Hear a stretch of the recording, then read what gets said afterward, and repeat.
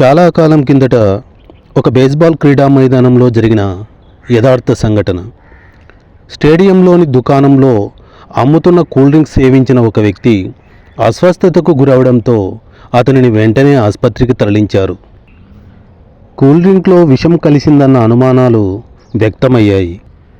అయితే stadium announcer స్టేడియంలో హాజరైన ప్రజలకు మైక్లో ఈ విధంగా తెలియజేశాడు: స్టేడియంలోని దుకాణం నుంచి కూల్ డ్రింక్ కొని సేవించిన వ్యక్తి అస్వస్థతకు గురి అయ్యాడని, అతనిని అంబులెన్స్లో ఆసుపత్రికి తరలించారని, కూల్ డ్రింక్లో విషం కలిసి ఉండవచ్చని అనుమానిస్తున్నారని తెలియజేశాడు. ఇంకేముంది, ఈ మాటలు విన్న వెంటనే స్టేడియంలో ఉన్న చాలామంది అస్వస్థతకు గురి అయ్యారు. ఇక అందరినీ హడావిడిగా వాహనాల్లో స్థానిక ఆసుపత్రికి తరలించాల్సి వచ్చింది. కానీ చివరికి తేలిందేమంటే, మొదటిగా ఆసుపత్రిలో చేర్చిన వ్యక్తిలో విషం తాలూకా ఆనవాళ్ళు ఏమాత్రం కనిపించలేదని, అది కేవలం ఊహాగానమే అని తేలింది. మరి అంతమంది అస్వస్థతకు ఎలా గురి అయ్యారు?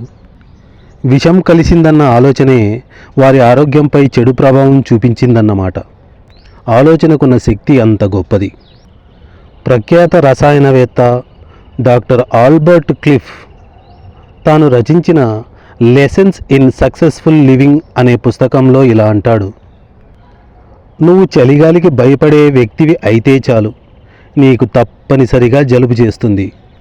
నిజానికి చలిగాలి వల్ల నీకు జలుబు రాలేదు. చలిగాలి సోకితే జలుబు చేస్తుందన్న నీ నమ్మకమే జలుబుని నీ శరీరంలో ప్రవేశపెడుతుంది.